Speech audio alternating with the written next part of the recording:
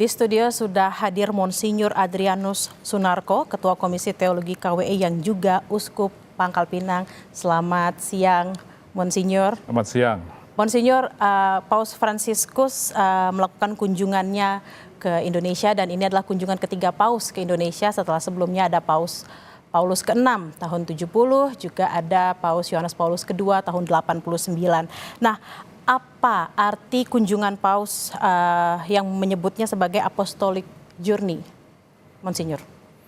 Ya, kunjungan apostolik itu berkaitan dengan kata apostolik, itu berasal dari bahasa Yunani apostolos, artinya utusan atau sering diterjemahkan rasul.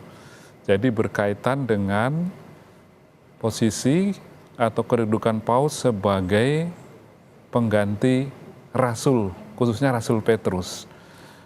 Maka kalau disebut kunjungan apostolik, maka itu memang lebih menunjuk pada atau berkaitan dengan tugas beliau sebagai pemimpin gereja Katolik, sebagai pengganti Rasul Petrus, maka disebut kunjungan kerasulan atau apostolik. Jadi lebih menunjuk pada sisi itu, beliau sebagai pengganti Rasul Petrus mengunjungi umatnya,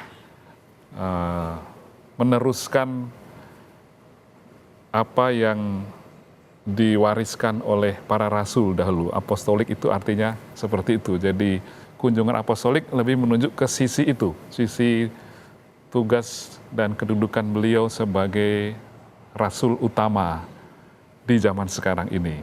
Jadi sisi kerohaniannya, sisi sebagai gembala gerejanya, nah itulah kunjungan apostolik.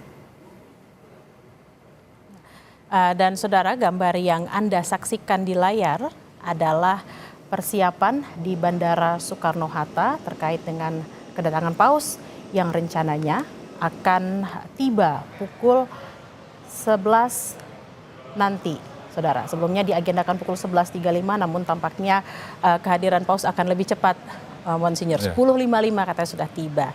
Nah, terkait dengan misi yang akan dibawa oleh Paus Fransiskus pada kunjungannya pada kali ini, apa sebenarnya, Monsinyur, misi yang ingin dibawa oleh Paus Fransiskus terutama ke Indonesia? Saya kira itu tercermin dari tema yang dipilih, yaitu Faith, Fraternity, and Compassion. Faith itu berkaitan dengan iman, saya kira tadi lebih menunjuk pada juga tugasnya sebagai gembala dan rasul utama sekarang ini, kiranya juga maksudnya adalah untuk meneguhkan iman umat atau ya umat Katolik yang dia gembalakan, yang jauh dari Vatikan. Diharapkan bahwa kunjungan ini akan meneguhkan iman, ya, memperkuat iman, tetapi juga berkaitan dengan tema berikut, yaitu persaudaraan dan bela rasa. Kiranya beliau juga punya misi kemanusiaan. Itu sudah kita bisa lihat dari hidupnya selama ini, pelayanannya selama ini, surat-surat yang beliau tulis, ensiklik yang beliau tulis.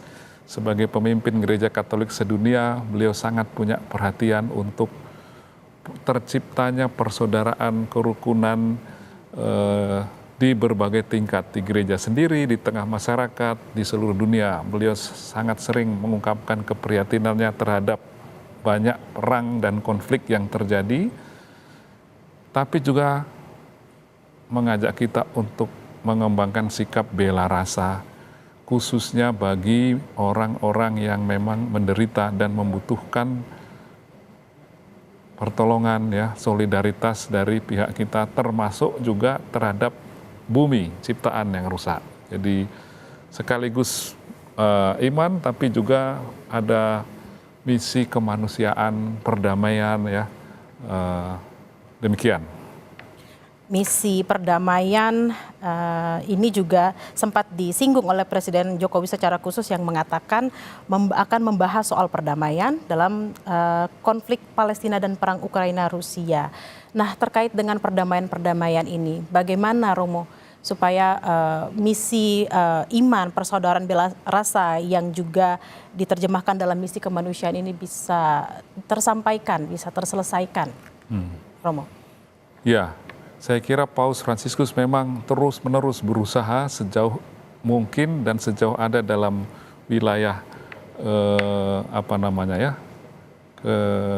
pelayanannya untuk di satu pihak terus-menerus menyerukan perdamaian. Selalu beliau mengingatkan perang tidak ada yang diuntungkan dengan perang itu. Korban akan begitu banyak, maka selalu beliau mengatakan hentikan peperangan. Demikian juga terus-menerus beliau menyerukan hal-hal yang serupa ya berkaitan dengan kemanusiaan.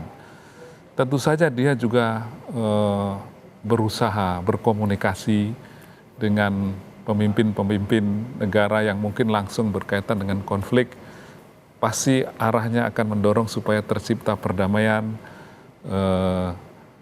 Tapi memang tergantung juga pada pihak-pihak yang diajak untuk berkomunikasi, yang dia ajak untuk membangun perdamaian dan lain sebagainya. Juga mengajak tentu saja macam-macam pihak yang punya keprihatinan yang sama, seperti Bapak Presiden Jokowi mengatakan dalam hal ini ada kesamaan pandangan atau harapan, keprihatinan berkaitan dengan perdamaian. Hasilnya memang tergantung dari banyak faktor. Hasilnya akan tergantung dari banyak faktor, salah satunya Paus yang terus menyuarakan misi-misi perdamaian, termasuk dengan setiap kunjungan-kunjungan Paus ke sebuah negara. Dan Romo, kita akan kembali usai jeda. Saudara, Breaking News Kompas TV akan kembali usai jeda, tetaplah bersama kami.